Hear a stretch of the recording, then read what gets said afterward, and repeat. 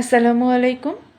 এই ভিডিওটা আমার জন্য খুবই স্পেশাল, কারণ এই ভিডিওতে আমি আমার জীবনের সবচেয়ে গুরুত্বপূর্ণ পার্সনকে ইনভাইট করেছি। এই ভিডিওতে আমরা শুনবো তার সেই অধ্যায়ের কথা যখন তিনি ছিলেন আনএমপ্লয়েড। কেমন আছো? আলহামদুলিল্লাহ, তুমি কেমন আছো? এই তো আলহামদুলিল্লাহ ভালো। তো আজকে আমি তোমাকে যেই জন্য আমার ভিডিওতে ইনভাইট করেছি, আচ্ছা। তুমি যখন আনএমপ্লয়েড ছিলে তখন ওই লাইফটা কেমন ছিল বা কিভাবে সার্ভাইভ করেছো Okay. সেই সম্পর্কে আমি একটু আমার অডিয়েন্সকে জানাতে চাই। আচ্ছা।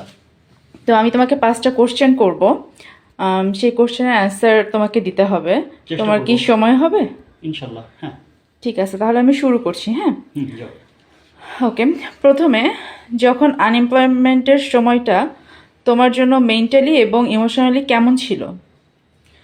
আসলে এটা বলে বোঝানো যাবে না যে যার সিচুয়েশনটা পার করে সেটা তার জন্য খুব একটা খুব আনইথিক্যাল, একটা খুব খারাপ একটা সময় যায় বা খুব তিক্তকর বা একটা তিক্ততা যেটা থাকে সেটা যায় আর কি। বিশেষ করে যখন একটা ছেলে বা একটা মেয়ে বা যে কোনো মানুষ, নারী পুরুষ উভয় যখন বেকার থাকে বা একটা তার কোনো ধরনের কোনো আয়ের বা কোনো উৎস না থাকে, তখন সে আসলে খুব বিপদগ্রস্ত হয়ে যায়।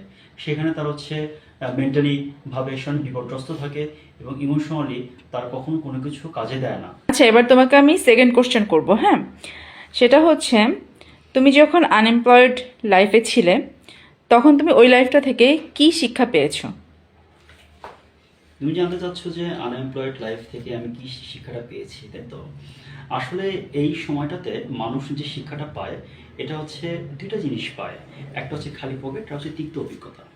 তো সেক্ষেত্রে এই জিনিসটা মানুষ যেই এক্সপিরিয়েন্সটা গ্যাদার করে ওই সময়টাতে, এটা কিন্তু অন্য কোনো অধ্যায় থেকে সে পাবে না। That's it.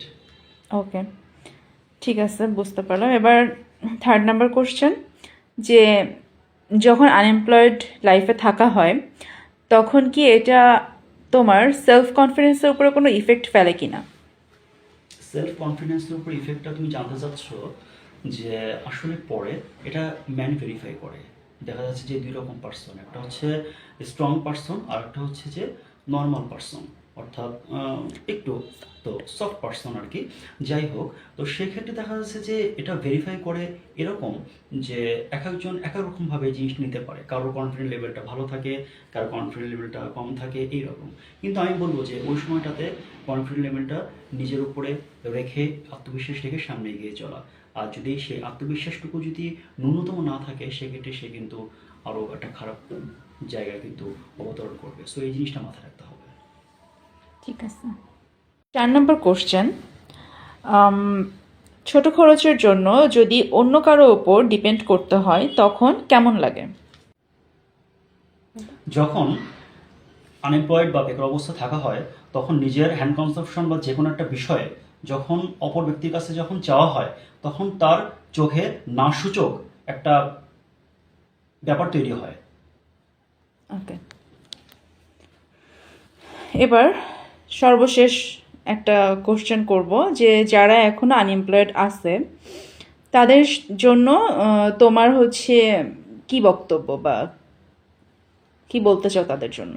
তাদের জন্য আমি একটা কথা বলতে চাই, সর্বোপরি আল্লাহ পাক রব্বুল আলমিনের উপরে সবসময় ভরসা রাখতে হবে। কারণ তিনি ছাড়া আমাদের আর দুনিয়াতে কেউ নাই।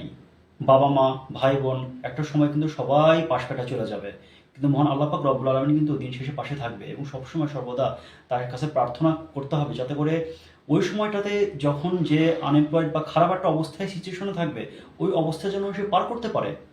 আল্লাহ পাক যেন তাকে সেই পথটা যেন পাড়ি করার সহজ করা তৌফিক দেয়। হতাশ হওয়া যাবে না, সেলফ কনফিডেন্ট নিয়ে সামনে আগাইতে হবে।